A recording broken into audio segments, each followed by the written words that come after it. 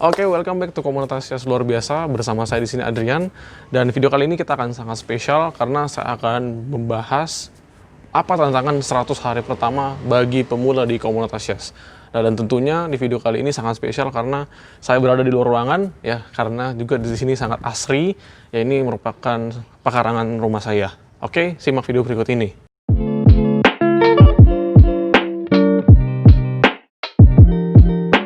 Oke, sebelum mungkin Anda yang mencari-cari tentang info Komunitas Yas, atau mungkin teman-teman yang sudah bergabung di Komunitas Yas pasti bingung ya, 100 hari pertama ini kira-kira itu tantangannya seperti apa ya, karena kita harus punya prinsip teman-teman, di mana ketika kita memulai sesuatu yang baru pasti ada suatu tantangan baru ya, pasti ada challenge baru, dan pastinya Anda harus banyak berubah dari mungkin kehidupan Anda sebelumnya.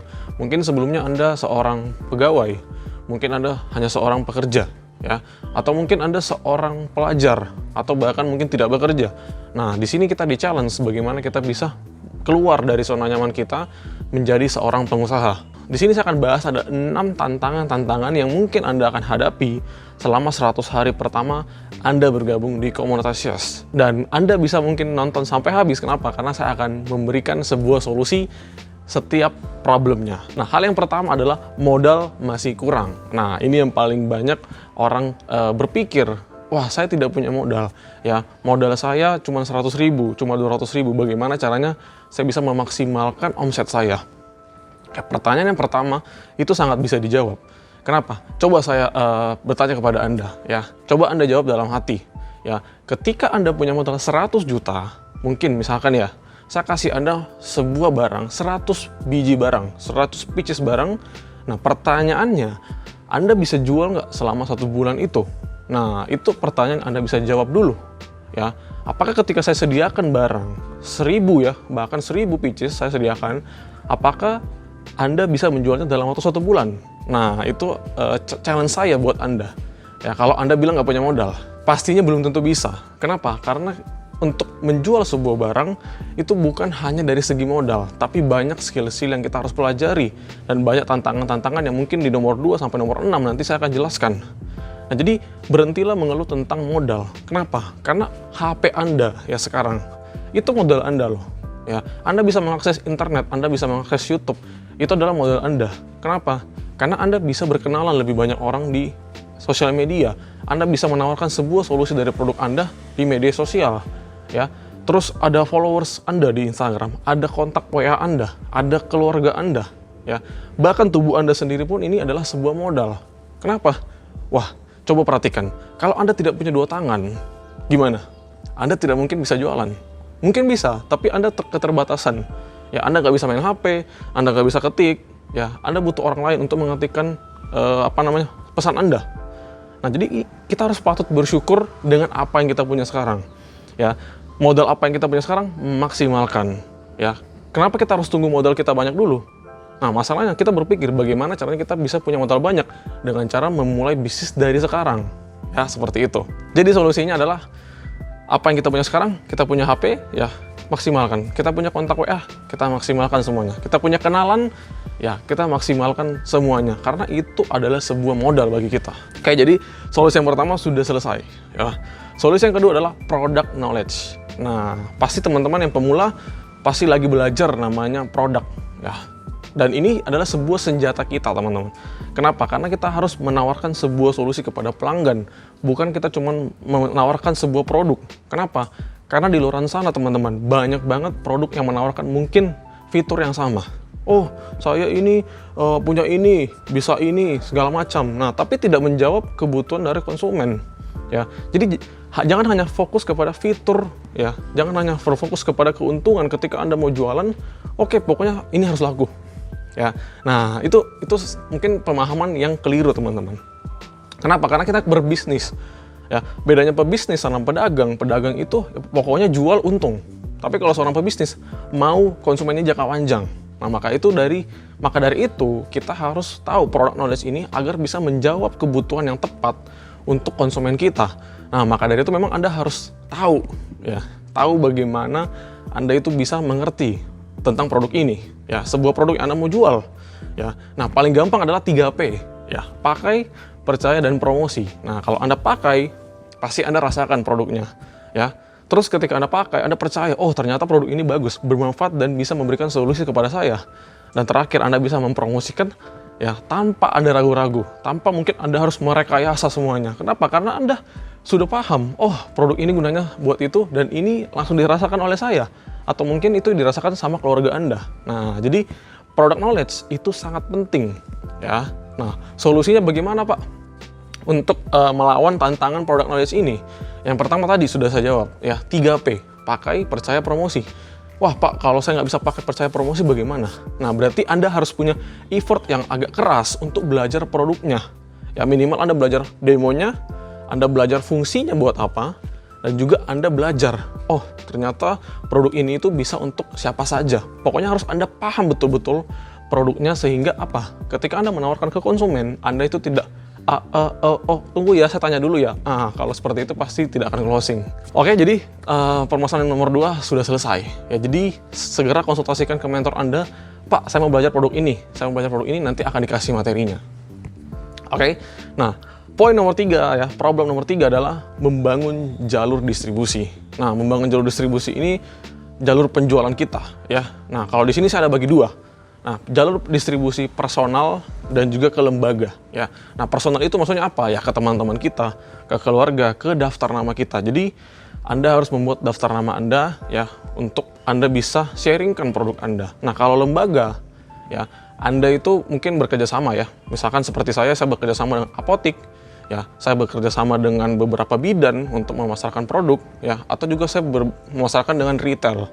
Nah, jadi membangun jalur distribusi ini butuh proses namanya, ya, butuh proses. Dan mungkin kalau Anda bilang, wah modal saya masih terbatas, Pak, belum sampai jutaan-jutaan, nggak masalah.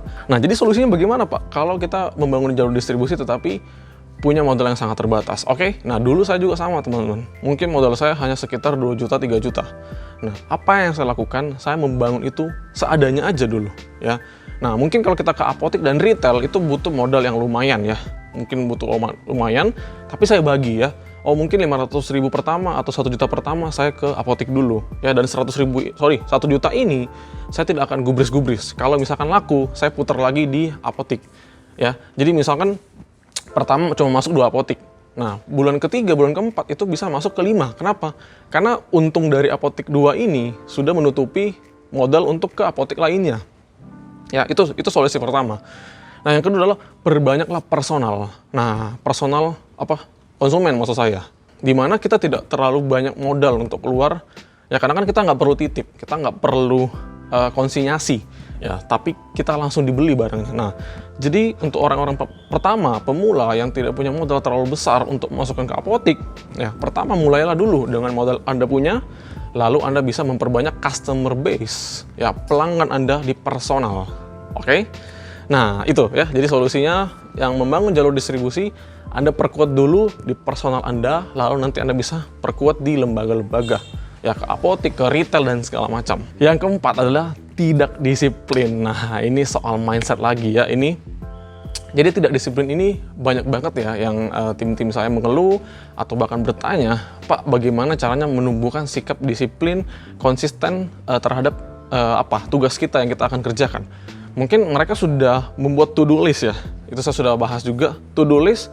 Nah, untuk apa? Untuk Anda bisa tahu, oh hari ini saya akan mengerjakan apa saja.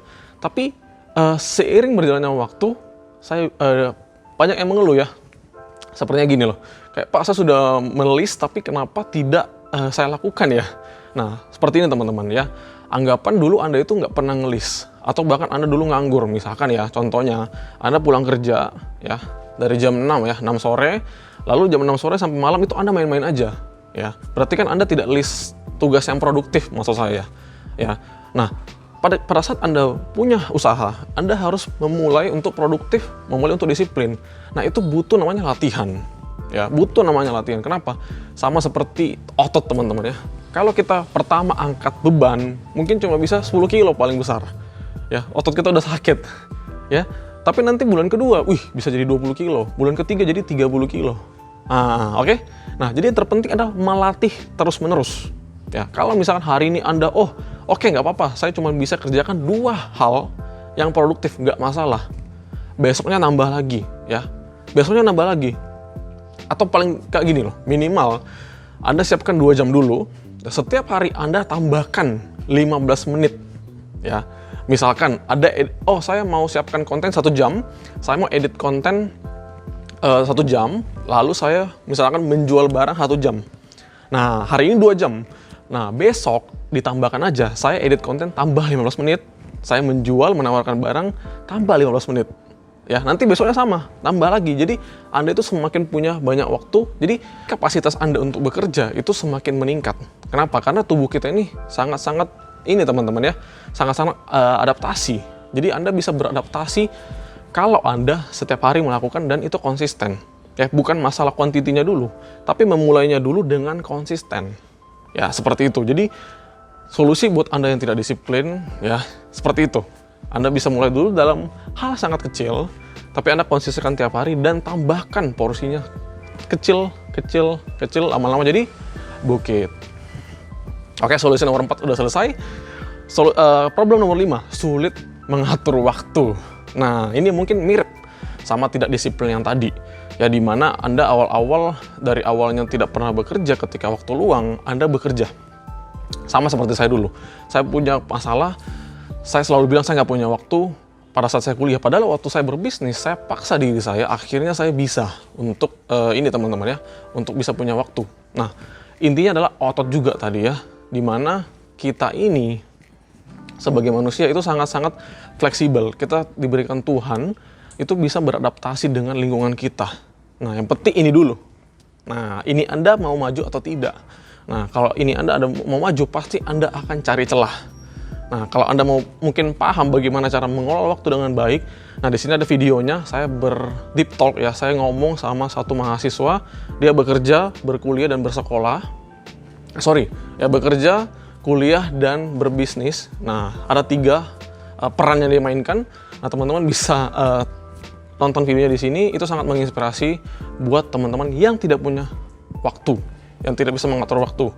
Ya, oke, jadi itu sudah selesai juga nomor 5. Dan yang terakhir, paling banyak ya, dan paling mungkin ini salah satu problem yang membuat Anda itu langsung, wah sudahlah, selesai lah, adalah ditolak. Nah, nah ini yang paling banyak nih, gara-gara ditolak, saya berhenti berbisnis. Gara-gara ditolak atau gara-gara dihina, dicaci maki sama teman-teman, saya berhenti.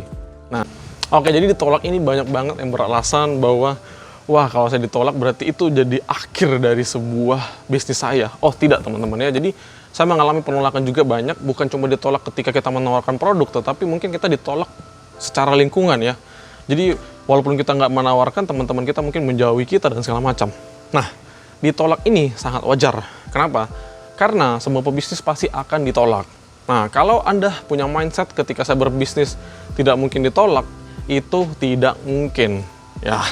Kenapa? Karena kalau tidak ditolak, semuanya orang jadi pebisnis, teman-teman. Dan semua akan jadi kaya, ya. Justru yang membedakan orang yang sukses dalam berbisnis dan tidak adalah orang yang bisa menahan penolakan ini, ya. Nah, terus bagaimana, Pak, cara untuk menghadapi penolakan ini, ya? Di sini saya kasih tips singkat aja. Nah, hal yang pertama adalah Anda harus paham bahwa ditolak itu sangat wajar dulu. Nah, itu. Jadi jangan menganggap penolakan itu sebagai kegagalan. Itu menurut saya tidak. Ya, berarti kalau banyak faktor ya teman-teman ketika kita ditolak. Apakah kita mungkin presentasinya kurang bagus, ya, atau mungkin memang orang itu tidak butuh produk kita, atau memang market kita atau pasar kita yang salah, kita bidik salah. Ya, jadi Anda harus evaluasi. Ketika ditolak, Anda evaluasi. Ya, apakah yang saya tawarkan ini cocok sama dia atau tidak? Ya, jangan punya mindset, oh saya ditolak berarti udah selesai. Tidak teman-teman ya, karena tidak semua orang cocok sama produk kita, tidak semua orang cocok sama layanan kita. Nah, sehingga Anda harus punya pemikiran seperti itu. Nah, itu tips yang pertama, penolakan itu wajar. Nah, tips yang kedua adalah perbanyaklah penolakan. Ya, awal-awal saya ditolak itu sakit hati. Wah, apaan nih, segala macam nih, sakit hati segala macam, bahkan ditinggal segala macam. Nah, tapi ketika Anda terbiasa untuk ditolak, Anda itu merasa, oh ya udah biasa aja. Ya, jadi haruslah berteman. Ya, kita harus berteman dengan penolakan. Sehingga ketika penolakan itu datang, kita malah, oh ya nggak apa-apa, aman. Ya, karena Anda akan berada di tingkat seperti itu. Ya, tingkat di mana mentor Anda mungkin ya ditolak pun ya udah biasa aja. Tapi mungkin Anda sebagai pembisnis pemula nggak masalah. Itu adalah hal yang wajar dan Anda harus berteman dengan penolakan itu. Kenapa? Karena nomor 3, tantangan kita dalam berbisnis rata-rata memang awal-awalnya ya hanya ditolak. Ya, tantangan kita hanya ditolak. Ya, menurut saya. Kenapa? Karena di komunitas Yes kita sudah disediakan produknya sudah ada, mentornya sudah ada, kantornya sudah ada, sistemnya ada, delivery